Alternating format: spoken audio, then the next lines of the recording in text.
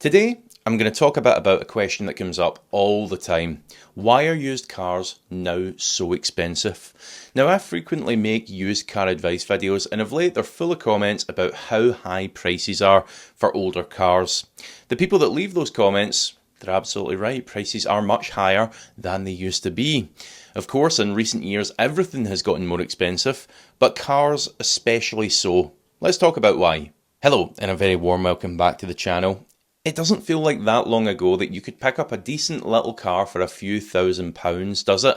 So what on earth has happened? Well, let's preface this conversation by saying we are living in a world where you're going to pay 70% more for a tin of beans than you would have in 2019. The car market, however, it's got some quite unique factors that I think have really made an impact. Let's talk about some of them. Now, the first and biggest contributing factor, I believe, is this push for electric cars. Whether you love them or hate them, this push has undeniably led to cost increases for petrol and diesel cars on the used market. Dealers, you see, on the new car market, they've got a massive incentive to sell electric, because if they fail to meet the government's set target, they're going to get a £13,000 fine, down from £15,000 for every non-compliant, non-electric car sold. Some dealers even resorted to rationing the supply of petrol cars in a bid to try and balance out their figures over the past few years.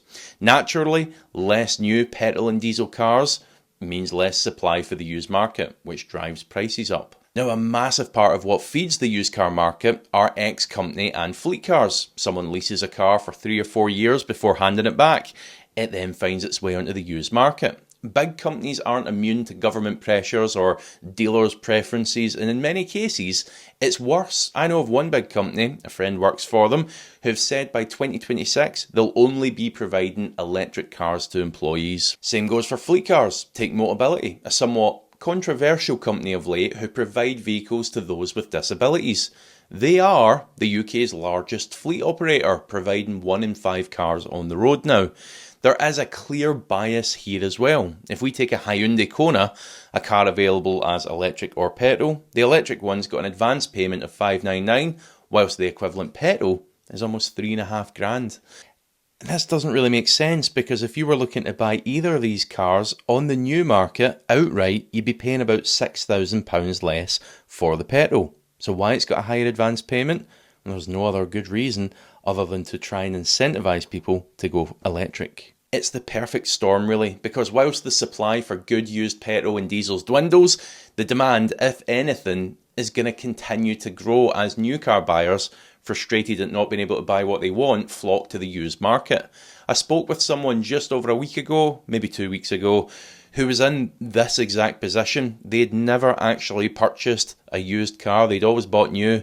This was on one of my one-to-one consult calls where I help people buy cars, by the way. If you are interested in booking a session, you'll find that in the description below. Now, as I say, they'd never actually purchased a used vehicle before now.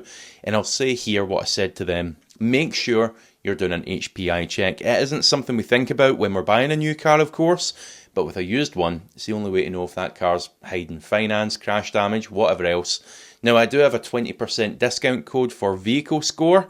I'm going to add that in the description below. This is a really good comprehensive check, and this check also refunds your money if that car doesn't have any skeletons in its closet.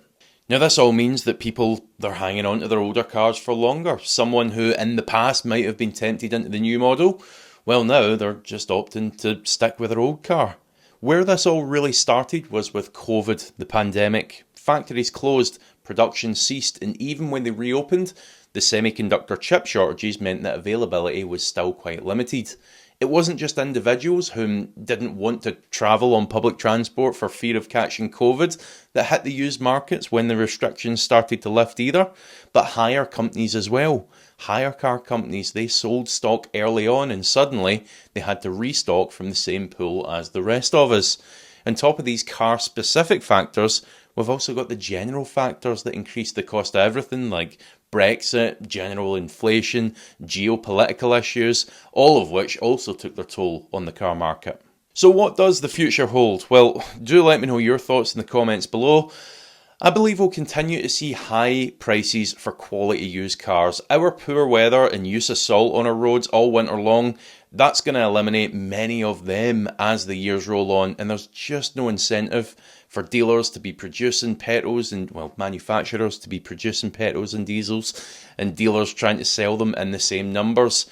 Now, one thing I do think we're going to see change with the recent announcement from the government that hybrids are going to be allowed for sale beyond 2030, I do think they're going to take a bit more of a foothold. But let me know your thoughts. Now, as ever, if you've enjoyed this video, please do hit the like button. Let me know your thoughts in the comments below. And if you haven't already, please do hit the subscribe button. I'll catch you for the next one.